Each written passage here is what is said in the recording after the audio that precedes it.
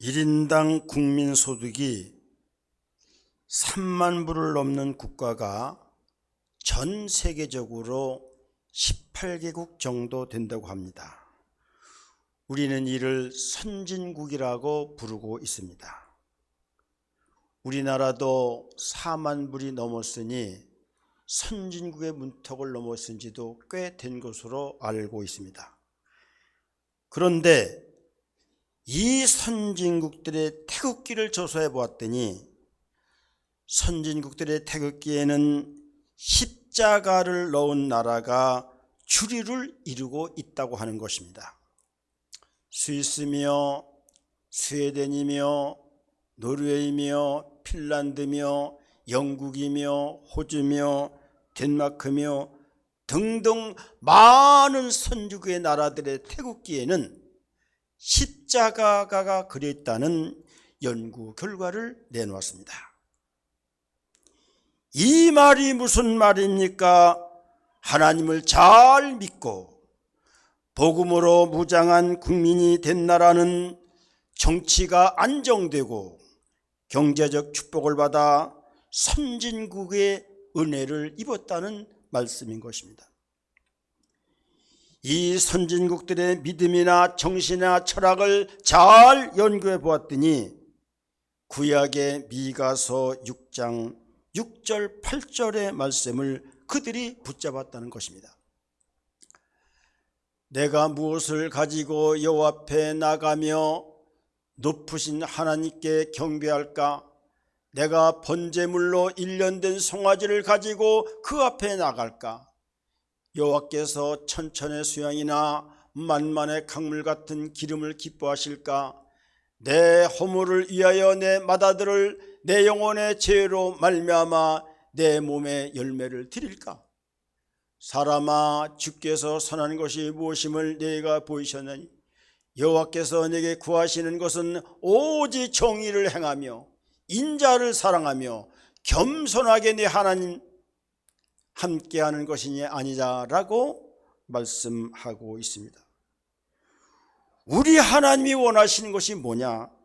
만말의 재물과 만말의 물질도 중요하지만 그거보다도 하나님의 공의와 정의를 사랑하고 인자를 사랑하고 긍휼과 자비로 살아가고 오직 겸손을 지키는 그곳에 하나님의 축복이 있다는 말씀을 주었고, 이 말씀을 붙들은 나라마다 선주국이 되는 놀라운 축복을 우리에게 안겨줬다는 것입니다.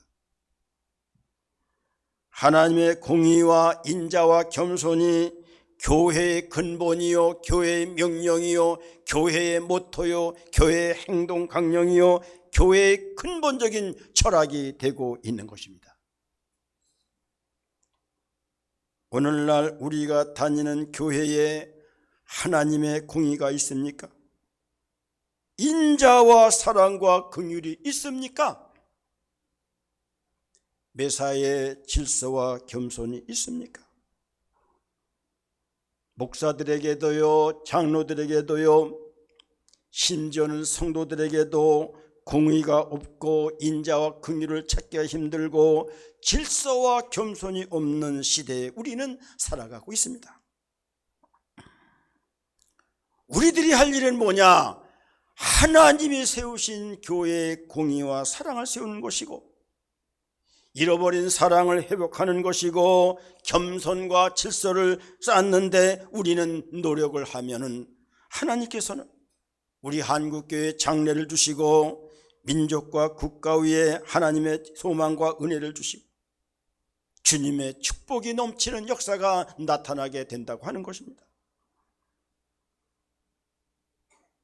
몇 달 전 어느 교회에서 황교안 총리 시국 강연이 있고 서석구 변호사 시국 강연이 있다고 해서 초청을 해서 제가 가서 많은 은혜를 받았는데 거기에 김소엽 시인이라고 하는 여자분인데 나이가 좀 조금 들었고 눈이 어두워서 사람의 부축을 받아서 나오는데 아주 영이 맑고 깨끗하신 분이었습니다. 이화 여대 영문학과를 나온 아주 인테리칼한 사람이었는데 시의 제목은 God is weeping, 하나님이 울고 계시네 라는 시를 낭독하게 됩니다. 내용인즉은 이렇습니다. 이 시대에 바알에게 무릎 꿇지 않은 엘리야 같은 선지자가 있겠는가? 이 시대에 아모스같이 정의를 외치고 공의를 외칠 수 있는 선지자가 있겠는가? 이 시대에 바울, 다니엘같이 믿음을 지키기 위해서 사자굴에 들어갈 수 있는 용기를 가진 선지자와 지도자가 있는가? 이렇게 시를 읽어 내려가는데 제 마음이 너무너무 뭉클했습니다. 시기 끝나고 그분이 권사님께 찾아갔습니다. 제가 머리를 숙이고 제가 목사인데 은혜를 너무나 받았고 정말로 부끄러운 생각이 듭니다라고 고백을 했습니다. 바알에게 무릎 꿇지 않은 선지자들이 얼마나 있겠는가? 정의를 외치고 공의를 외칠 수 있는 선지자가 있는가? 교인 하나 붙들려고 하나님의 공의를 말하지 않고 하나님의 정의를 외치지 못하는 선지자들이 얼마나 많은지 아십니까? 코로나 때 행정부의 명령 때문에 문 다 걸어잠그고 예배드리지 않던 나라 이 교회들이 얼마나 많이 있었던 걸 우리는 잘 알고 있는 거예요. 정말로 엘리사 같은 지도자, 아모스 같은 하나님의 선지자, 다니엘같이 믿음을 위해서는 사자굴에 들어갈 수 있는 용기 있는 믿음의 사람들, 이런 사람들이 하나님은 찾고 계시는 거예요. 선진국의 성도들을 조사해 봤더니 성도들이 어떤 성경 구절을 모토로 삼았는가 연구를 했는데 마태복음 22장 38절 48절의 말씀을 그들의 삶의 모토로 삼았다는 것입니다. 내 마음을 다하고 내 목숨을 다하고 내 뜻을 다하여 주 너의 하나님을 사랑하라 하셨으니 이것이 크고 젖대되는 계명이요 이것이 가장 중요하고 으뜸가 하는 계명이요 둘째는 그와 같으니 네 이웃을 네 몸같이 사랑하라 하였으니 둘째 계명도 이와 같은 것인데 네 이웃을 네 몸같이 사랑하라 라는 말씀을 그들은 모토로 삼고 살았더니 하나님께서 선진국이 되고 하나님의 놀라운 축복을 주는 그런 나라와 가정들이 되었다는 것입니다. 우리 성도들의 믿음 바탕에 깔려있는 근본 정신이 무엇입니까? 하나님을 사랑하고 이웃을 사랑하고 나를 사랑하는 여러분들입니까? 우리 주님이 우리에게 주신 세 계명입니다. 하나님의 사랑입니다. 이웃 사랑입니다.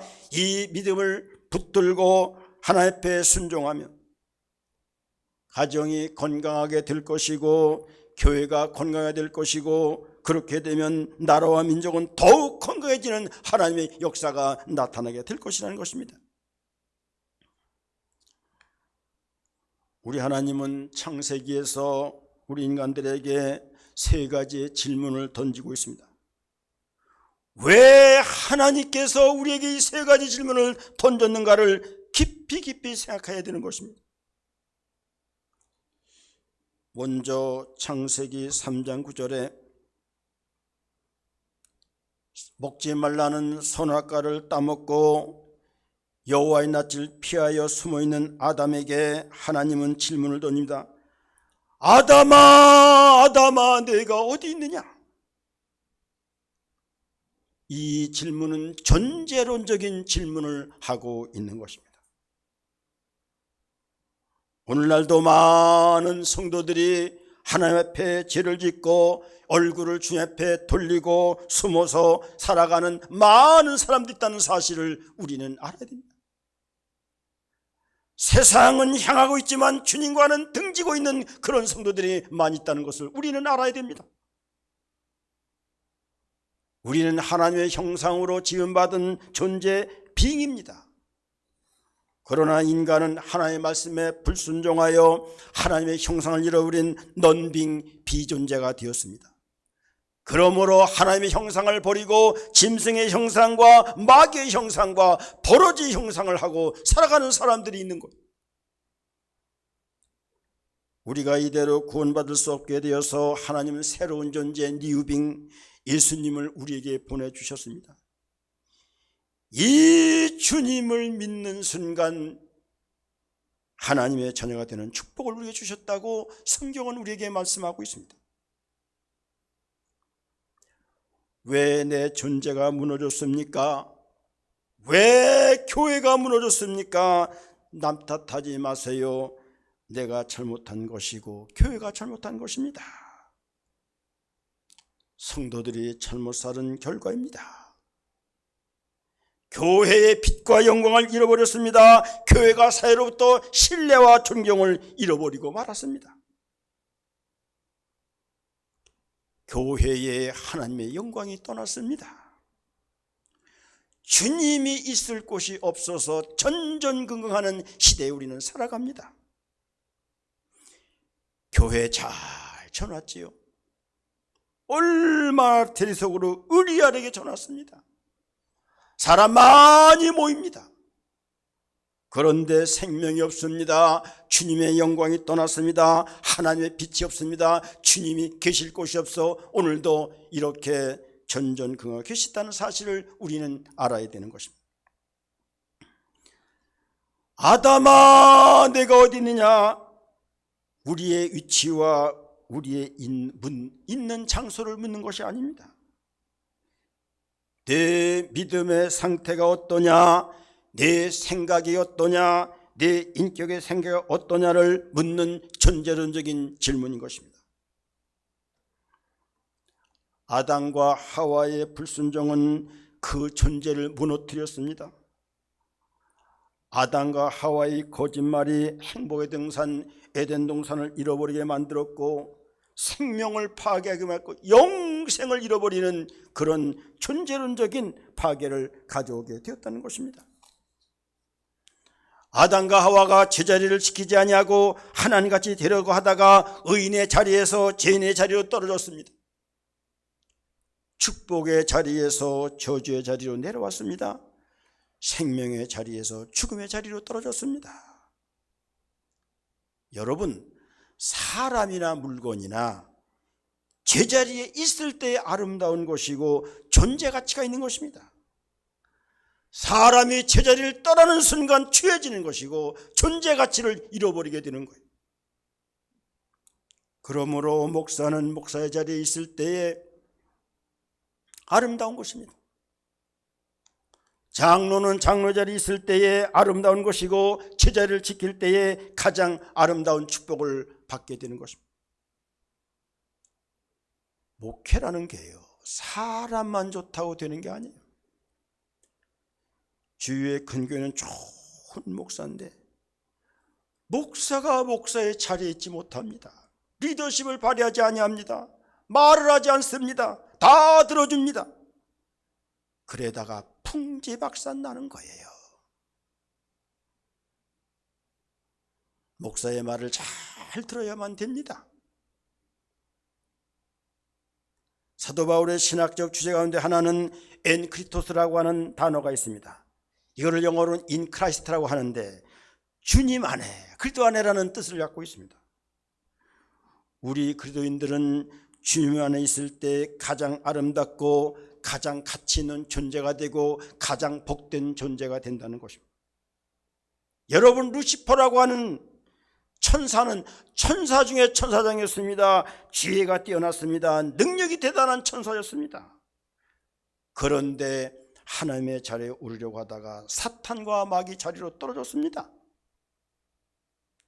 아담아 내가 어디 있느냐? 내 신앙의 주소, 내 인격의 주소, 내 삶의 주소가 어디냐고 우리에게 묻고 계시는 것입니다. 우리가 장로의 자리, 집사의 자리, 권세의 자리 있는가를 잘 되살펴 보아야 되는 거예요. 나는 하나님 앞에 서 있는가? 나는 선한 사람인가? 악한 사람인가? 충성스러운 사람인가? 게으른 사람인가? 하나님이 기뻐하는 믿음을 가진 사람인가? 하나님이 불편해 생각하는 믿음을 가진 사람인가? 여러분요, 사람 좋은 것 갖고 되는 게 아니에요. 하나님이 기뻐하는 사람, 하나님이 기뻐하는 믿음을 가진 사람이 의의 사람이요, 믿음의 사람이요, 영적 사람이요, 축복 사람이 되는 것입니다.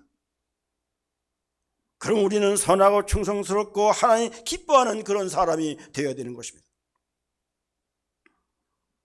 하나님의 두 번째 질문, 오늘 본문에 나옵니다. 내 아우 아벨이 어디 있느냐? 가인이 동생 아벨을 쳐 죽이고 동생의 위치를 묻는 가인이 대답합니다. 내가 동생이 어디인지 어떻게 합니까?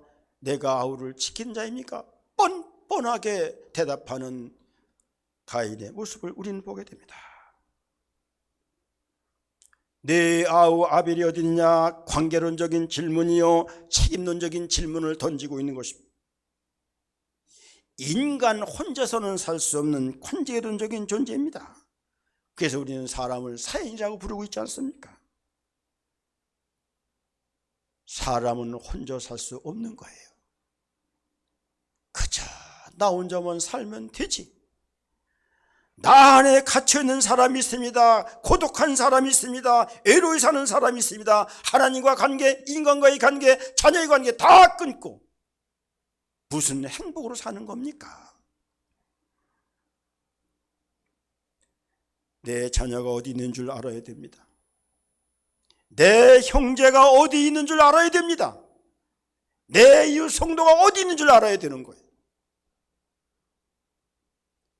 내 자녀의 마음이 어디 있는지 모르는 부모들이 너무나 많아요. 내 형제를 모르는 부모들이 너무나 많은 거예요. 사람을 말할 때 인간이라고 하는데 사람 자자 사이간자, 인간 사이에 있는 것이, 사람 사이에 있는 것이 인간이라는 것입니다. 이거를 우리가 관계적인 존재라고 말하게 되는 거예요. 인간은 세 가지의 관계를 갖습니다. 하나님과의 관계입니다. 이것을 대신관계, 영적인 관계라고 말합니다. 인간은 사람과의 관계를 갖습니다. 이거를 대인관계, 인간관계가 말합니다. 사람은 자연과 물질과의 관계를 갖습니다. 이것을 우리는 대물관계, 물질관계의 관계라고 우리에게 말씀해요. 그러니까 우리가 어떻게 하나님과의 관계를 맺을 것인가, 내가 인간과 어떻게 관계를 맺을 것인가, 우리는 물질과 자연과 어떤 관계를 맺을 것인가를 생각하는 고차원적인 그런 우리는 삶을 생각해야 되는 거예요. 하나님과의 바른 관계를 맺기 위해서 우리는 하나님과 좋은 교제를 해가며 살아야 되는데, 그 교제가 예배요, 교제가 기도요, 교제가 봉사요, 순종이요, 섬김이요. 그러므로 오늘도 하나님과 교제하면서 우리는 예배를 드리고 있는 것입니다. 우리는 인간과의 바른 관계를 위해서는 인자와 화평과 의가 필요한 것입니다.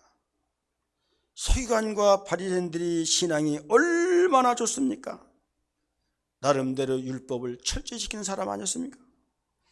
내가 율법을 잘 지키고 11조를 하되 인과 화와 의를 잃어버렸도다.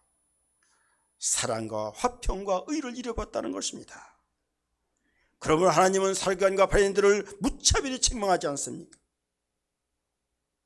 왜냐하면 그들에게는 인과 화와 의를 잃어버렸기 때문입니다.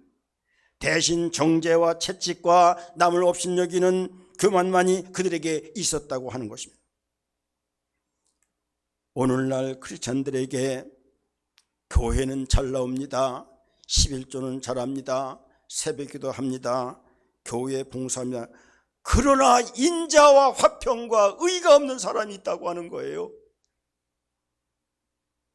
그러므로 우리 주님은 마태복음 5장 20절, 이게 뭐냐면 우리 예수님의 산상순의 가장 핵심되는 규정이 마태복음 5장 20절, 내가 너희에게 이르니 너의 의가 서기관과 바리새인보다 더 낫지 못하면 결코 천국에 들어가지 못하리라. 그렇게 말씀하고 있습니다. 바리새인과 서기관의 의보다 더 나야만 천국에 들어간다는 것입니다. 이 의는 하나님의 말씀이요 하나님의 뜻인 것입니다. 인간관계는 파트너십이 중요합니다. 당신은 나의 친구입니다. 당신은 나의 동업자입니다. 당신은 나의 협조자입니다. 당신은 나의 선생입니다. 당신은 나와 함께 일하는 코워커, 함께 일하는 사람입니다. 라는 파트너십을 갖고 살 때에 옳은 인간관계가 생겨야 된다는 것입니다. 그러나 남을 경쟁자로만 보고요, 남을 적으로만 보고요, 남을 제자로만 보고요, 내 하순위로 보는 그런 잘못된 관계 때문에 인간관계 다 깨지게 된다고 하는 것입니다. 우리는 자연과도 바른 관계를 맺기 위해서 스티워드십, 청지기 정신을 우리는 가져야 되는 것입니다. 내가 가지고 있는 것은 내 것이 전혀 아닙니다. 다 하나님의 것입니다. 나는 내 것을 내 것이라 하지 않고 하나님의 뜻대로 사용하겠습니다. 이것이 스티워드십, 청지기 정신이라고 하는 것입니다. 주님 것을 내 것이라고 고집하며 살아왔네. 금은보화 자녀들까지 주님 것을 내 것이라. 아버지여, 철없는 종을 용서하여 주옵소서. 맡긴 사명, 맡긴 재물을 주르르에 쓰렵니다. 할렐루야. 나에게 주신 자녀, 나에게 주신 재물, 나에게 주신 은사 다 주님의 것입니다. 주님 위해서 쓰여질 때 그 모든 것들은 아름다운 것이고 가치 있는 것이고 천국의 보호가 되는 것입니다. 청지기 정신, 스티워드십이 우리에겐 반드시 있어야 되는 거예요.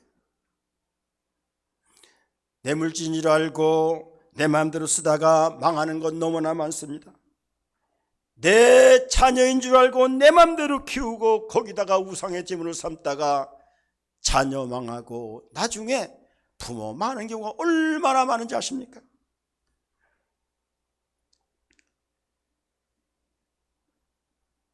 물질 주면 열심히 살겠습니다. 그 이후에 물질이 모이면 정반대가 됩니다. 자녀 주면 열심히 섬기겠습니다. 자녀 주면 그때부터 자녀가 우상이 되고 나중에 그 자녀가 독이 되고 부모에게 적이 되는 거예요. 우리 자녀들은 무엇을 보느냐? 우리 부모의 믿음과 정신과 사상과 철학을 보는 거예요.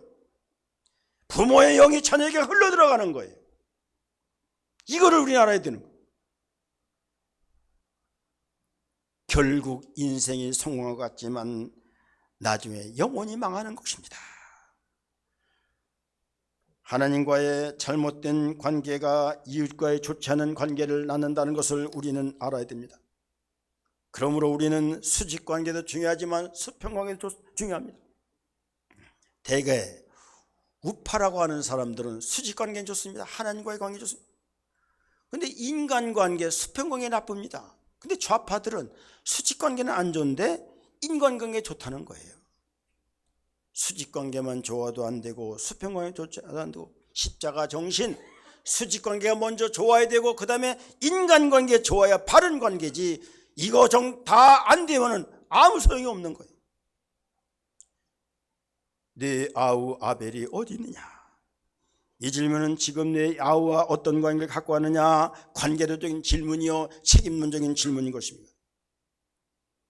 가인은 아우와 미움과 징후의 관계를 가졌습니다. 살인자의 관계를 갖고 살았던 것입니다. 그러고 하나님 묻습니다. 내 아우 아벨이 어디 있느냐? 관계론적인 질문, 책임론적인 질문을 하고 있는 거예요. 지금 나는 내 형제와 내 자녀와 어떤 관계를 갖고 있습니까? 나는 목회자와 성도와 어떤 관계를 갖고 있습니까? 중요한 것입니다. 하나님의 세 번째 질문은 창세기 16장 8절 하나님께서 하갈에게 말씀하십니다. 네가 어디서 왔으며 어디로 가느냐 하는 질문은 인생의 총괄론적인 질문이요 목적론적인 질문인 것입니다. 우리 인생이 어디서 왔습니까? 이거를 아는 사람은 믿음으로 사는 거예요. 어디로 갑니까? 이거를 아는 사람은 말씀과 믿음으로 사는 거예요. 어디서 왔는지 어디로 가는지 모르니까 내 마음대로 내 방향으로 살다가 어디로 갑니까? 천국이 아니라 지옥으로 가는 거예요. 네가 어디서 왔으며 어디로 가는가? 우리는 하나님께로부터 와서 하나님께로 가는 존재입니다.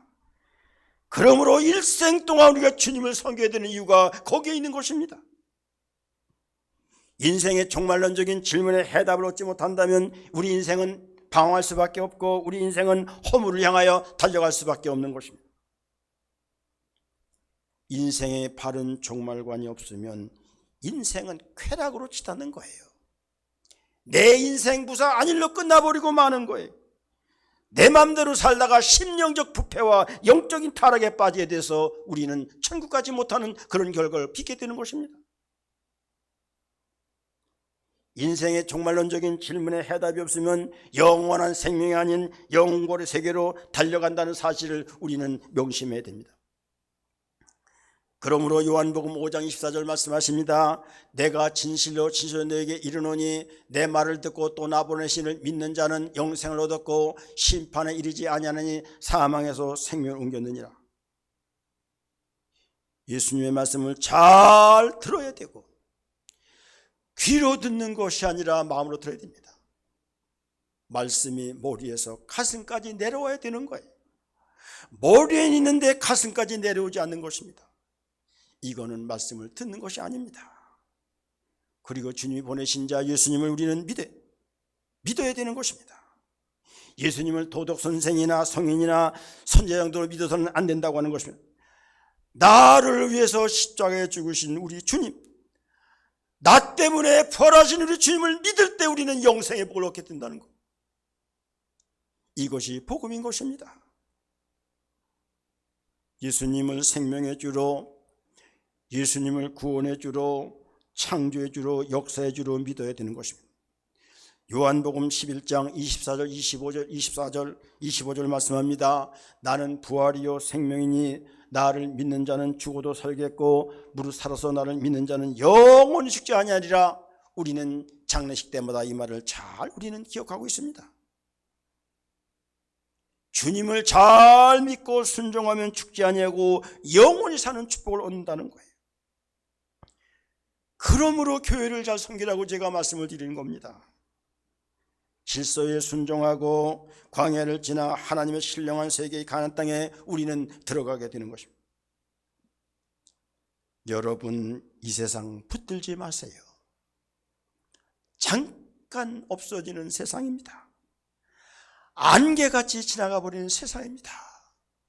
여기다가 코박고 살다가 그 인생 끝나버리고 마는 거예요.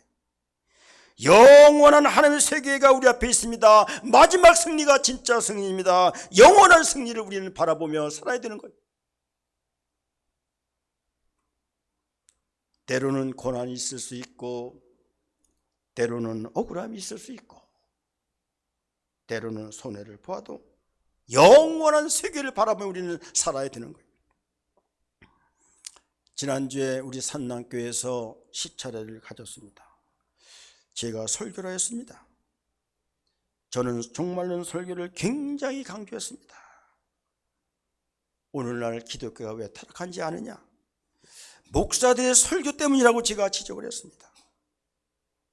목사들이 종말론 설교하지 아니하고 현실, 지상주의, 지상 유토피아를 말하니까 성도들이 뭐 있는지를 모르지만은 거기에는 하나님의 구원과 생명이 없다는 것을 우리는 알아야 됩니다. 예수님의 산상순설교를 잘 살펴보시고 사도들의 설교를 한번 살펴보세요. 지저스 메시아닉 설교, 예수가 메시아다. 사도들이 성령 받고 나가서 외친 것이 The Lord is my Savior, 주님이 나의 구세주입니다. 이것이 전도의 내용, 설교 핵심 아니었습니까? 그리고 우리 예수님은 종말론적 설교였습니다. 산상수훈의 종말론적 설교로, 천국 설교로 꽉 차 있다는 사실 우리는 알아야 됩니다. 마태복음 5장 10절, 의를 위하여 핍박을 받는 자는 복이 있나니 천국이 그들이 것임이라고 말씀했습니다. 마태복음 5장 20절, 아까 말씀드렸으면 내가 너에게 이르노니 너의 의가 서기관과 바리새인보다 더 낫지 못하면 결코 천국에 들어가지 못하리라고 말씀했습니다. 마태복음 5장 29절 30절 말씀, 만일 내 오른 눈이 너로 실족하거든 빼어버리라. 내 백체 중 하나가 없어지고 내 온몸이 지옥에 던져지지 않는 것이 유익하며, 또한 만일 내 오른손이 너로 실족하게 하거든 찍어내버리라. 내 백체 중 하나가 없어지고 온몸이 지옥에 던지는 것보다 유익하니라. 마태복음 7장 21절, 나더러 주여 주여 하는 자마다 천국에 다 들어갈 것이 아니요 다만 하늘에 계신 내 아버지의 뜻대로 행한 자에 들어가리라. 다 종말론적인 설교, 천국 설교였습니다. 우리 예수님도. 그런데 지금 한국교회 종말론 설교 있습니까? 천국 설교 있습니까? 다 지상 유토피아만 말합니다.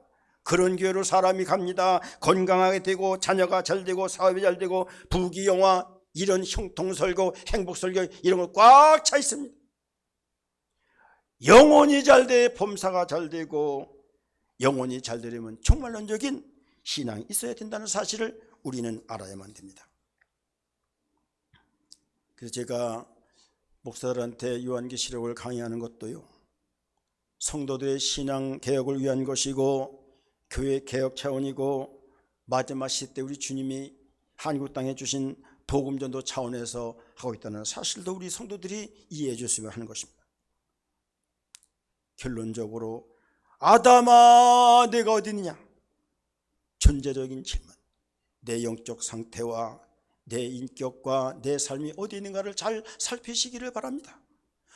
주님 언제 부르실지 모르기 때문이고, 주님 언제 우리 공중에서 구름 타고 오실지 모르기 때문에 아담아 내가 어디 있냐, 내 인격과 신앙을 살피면서 우리는 신앙생활을 해야 됩니다. 내 아우 아벨이 어디 있느냐, 내 자녀가 울고 있지 않은지 잘 살펴야 됩니다. 내 형제가 울고 있지 않는지 잘 살펴봐야만 됩니다. 내 성도가 나에게 대해서 어떤 생각을 하고 있는지 우리는 잘 살펴봐야 됩니다. 하가라 내가 어디서 왔으면 어디로 가느냐, 우리는 어디서 왔으면 어디로 가는지를 알아야 됩니다. 주님께로부터 왔습니다. 주님께로 갑니다. 그러므로 우리는 주님만 의지하고 주님만 존중히 여기는 그런 삶을 살아야 되는 것입니다. 우리 산남교회 모든 성도들이 세 가지 질문을 잘 생각하고 여기에 성경적으로 영적으로 믿음으로 대답할 수 있는 산남교회 모든 성도가 되기를 주님의 이름으로 축복합니다. 아멘. 사랑의 하나님 아버지, 감사합니다. 하나님께서 우리에게 주신 세 가지 질문을 잘 되새기게 하시고 영적으로, 믿음으로, 신학적으로, 인격으로 잘 우리가 해답을 내려서 주님 기뻐하는 삶을 삶으로 말미암아 영원히 될 때까지 범사가 잘 되어서 하나님 나라에서 승리하는 축복을 얻을 수 있도록 도와주시기를 간절히 바라고 원하올 때에 다시 오실 우리 주 예수님 이름으로 기도드리옵나이다. 아멘.